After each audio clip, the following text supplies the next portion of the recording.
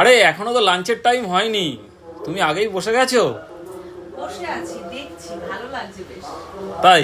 আর যাই হোক, মানে অনেকেই এর আগে যখন নিচে বসে খেতাম, তা অনেকেই কমেন্ট করতো, অনেক বন্ধুই কমেন্ট করতো, বলতো দিদি এবার একটা ডাইনিং টেবিল নিয়ে নাও, ডাইনিং টেবিল নিয়ে নাও। তা তখন আসলে মানে কি বলবো, শুধুমাত্র আমার সেই জায়গাটা ছিল না বলে আমি নিতে চাইছিলাম না। মানে দেখো, ডাইনিং টেবিল পাতলেই তো হবে না, তার তো প্রপার একটা জায়গার দরকার হয়। তা সেই কারণে অনেক ভাবনা চিন্তা করে এই জায়গাটা ঠিক করা হলো।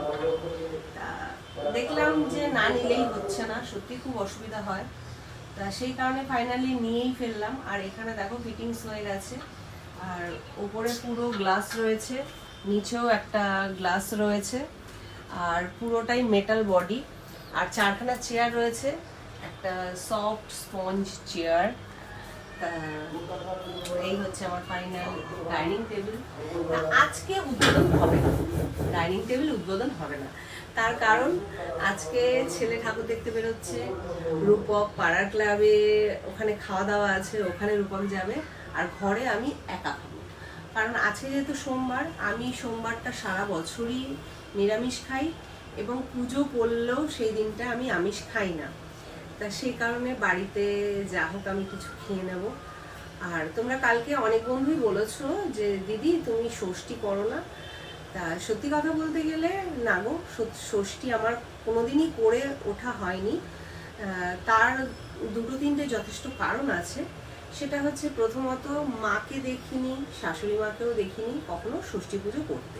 আসলে আমাদের ষষ্ঠী পুজোর নিয়ম নেই, তবুও ষষ্ঠী পুজোর নিয়ম থাকুক না থাকুক, ষষ্ঠী পুজো সবাই করতে পারে, কারণ এটা সন্তানের উদ্দেশ্যে। তা আমি করলে করতেই পারি, কিন্তু যেহেতু কোনোদিন করিনি, তাই এখন নতুন করে আর শুরু করিনি। আর তাছাড়া প্রত্যেক বছর ষষ্ঠীর দিন আমার পার্লারে প্রচুর প্রেশার থাকতো, সেই কারণে যে পুজো দিতে যাব সেই সময়টুকুও পেতাম না। হ্যাঁ, এবছর একটু ফাঁকাই ছিল, মানে সকালটুকু কাজ করেছিলাম, দুপুরের পর থেকে ফাঁকাই ছিল।